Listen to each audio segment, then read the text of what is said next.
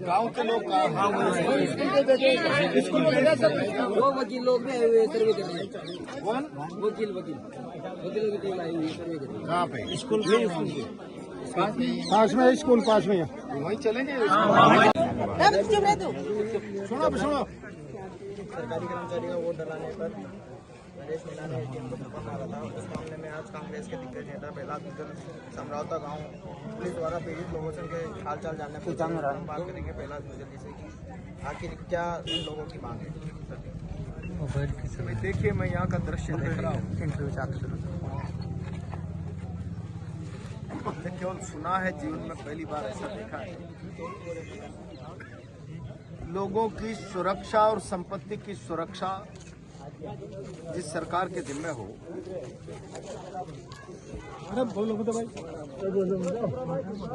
तो लोगों की संपत्ति जला रही है, लोगों के घरों में आगजनी कर रही है, तोड़फोड़ कर रही है।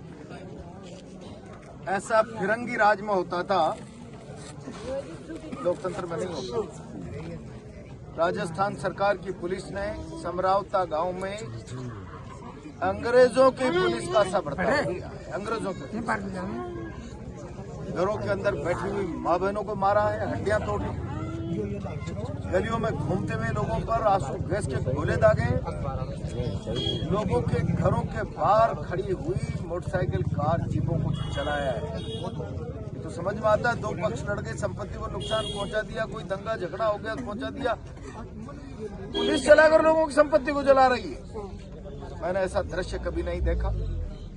मैं इस कृत्य की घोर निंदा और आलोचना करता हूं। मुख्यमंत्री जी से और किरोड़ी लाल जी यहाँ आए थे, गृह मंत्री जी यहाँ आए थे। मांग करता हूं, लोगों की जो संपत्ति का नुकसान हुआ है, घर तोड़ना, मकान जलाना, गाड़ी जलाना, फसल जलाना, अविलंब उसकी भरपाई करने के लिए सरकार को कदम उठाने चाहिए। दोषियों के खिलाफ कार्रवाई करनी चाहिए। और अभी जिनसे जबरदस्ती वोट डलाया, मैं सरकारी अधिकारी हूं, तुम सरकार के नौकरों, वोट डालिए। आदर्श आचार संहिता में किसी भी अधिकारी को सरकार का पक्ष रखने का निष्पक्ष मतदान के अलावा कोई अधिकार नहीं होता। यहाँ के एसडीएम ने अपने अधिकारों का वायलेशन किया है। आदर्श आचार संहिता इलेक्शन की उसका वायलेशन किया है। अविलंब उसके खिलाफ भी कार्रवाई होनी चाहिए। मुझे एक माँ रोकर कहती है, मेरे बेटे को घर से पकड़ के ले गए। मैं हाथ पकड़ के कह रही हूँ, मेरे घर में हूँ, कहाँ जाएंगे? घर में से घसीट कर जिन लोगों को ले गए, वह गुनाहों के साथ न्याय होना चाहिए। मैंने आज गांव में लोगों से कहा है, मुझे समय दीजिए। सर, एक चीज मैं पूछना चाहूंगा, क्योंकि आज इस घटना को 14 से 15 दिन के आसपास हो चुके हैं। गांव के सभी लोग अभी इसी उम्मीद के साथ में बैठे हैं कि इतने सारे नेता लोग यहाँ पे आ गए, चाहे वो विपक्षी हो, चाहे वो पक्ष, किसी भी पक्ष के हो। लेकिन सर, आप क्या बोलना चाहोगे कि एक्चुअल में इनको न्याय मिलेगा ना सर? क्योंकि अभी तक कोई छाती ठोक कर 100% ये बोलने वाला कोई भी नहीं है कि मैं तुम्हें न्याय दिलाऊंगा। क्योंकि बहुत सारे ऐसे स्टूडेंट है सर, क्योंकि जिनके जो स्टूडेंटों के अभी से भविष्य के साथ में खिलवाड़ कर दिया गया है। मैंने गांव के लोगों को स्पष्ट कहा है, मुझे पार्टी में बात कर लेने दीजिए। सरकार के प्रतिनिधि जो यहाँ आकर बात करके गए, मुझे उनसे बात कर लेने दीजिए। आंखों पर पट्टी बांधकर नहीं बैठे। सत्य, अभी तक मुख्यमंत्री जी का कोई जवाब नहीं है। आप विश्वास रखिए, सरकार के यहाँ आए प्रतिनिधि मंडल जो सरकार का चेहरा बन के आए, किरोड़ी जी और जवाहर जी, क्या उन्होंने बात की है? क्या वो भरोसा गांव को दे रहे हैं? मुझे बात कर लेने दीजिए। मेरी पार्टी के स्टैंड के बारे में भी मुझे बात कर लेने दीजिए। उसके बाद जरूरत पड़ी तो लोगों को न्याय दिलाने के लिए मैंने कहा है, मैं आऊंगा। पंच पटेलों को बुलाना एक बार, और फिर हम यहाँ पर कोई बड़ी महापंचायत कॉल करेंगे। सर, एक क्वेश्चन हो रहा है मेरा। एक्चुअल में कांग्रेस पार्टी से ही जो हमारी जितने भी आसपास देवली उनेरा की जो जनता है, उसने 2-2, 3-3 बार MP MLA बना दिया। क्या उनका हक नहीं था लोगों के एक बार भी पूछने का? मैं आ गया ना। नहीं सर, फिर भी उनके बारे में भी कुछ, क्योंकि वोट मांगने तो वो खुद आते हैं सर। कोई कुछ नहीं बोलना चाहोगे?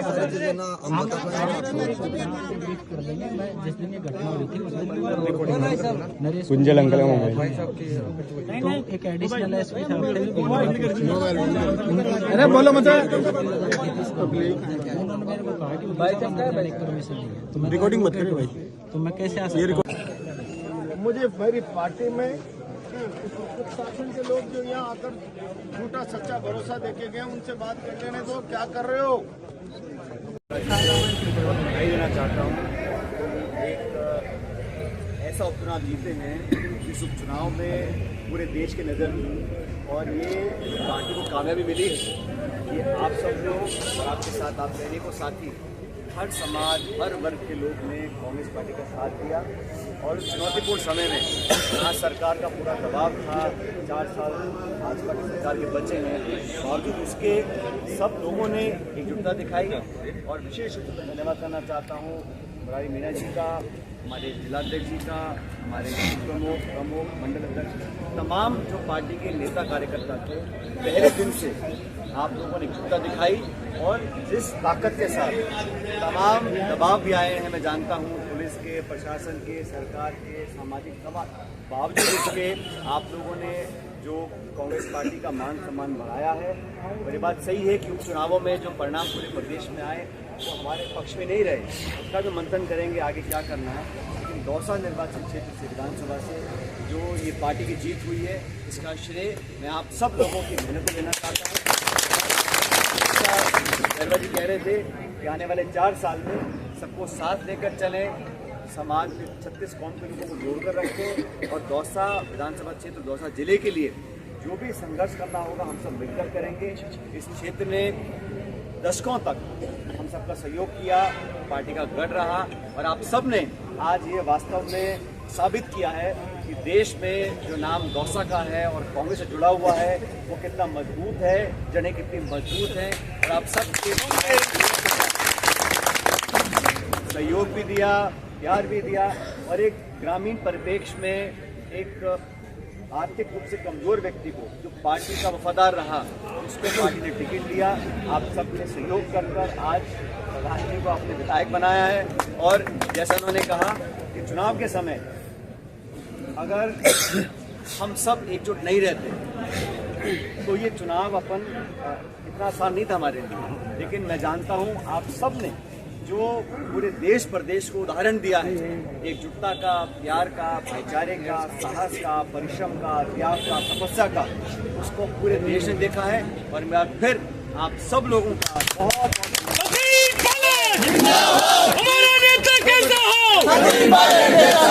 दिन में प्रचार करने गया क्या कार्यक्रम रखे हैं साहब, 2 कार्यालय को उद्घाटन करने हैं। अभी चतुर इतने हैं कि 2 कार्यालय एक छोड़ते एक छोड़ते मुलाकात हो गई, अच्छा माहौल पार्टी का बना और भाजपा की सरकार ने कोई कसर नहीं छोड़ी। पूरी पार्टी, पूरा संगठन, पूरी सरकार, मंत्री तंत्र यंत्र सब लगाया, लेकिन आप सबकी जीत कामयाब हुई। और मैं इतना कहना चाहता हूँ कि इस उपचुनाव से आने वाले समय में हम सब लोगों को ताकत मिलेगी और आप साहस रहा वो अस्मरणीय है और आपकी जिम्मेदारी है गौरव साहब, हम पूरे परिवार को सबको साथ बहुत बहुत धन्यवाद।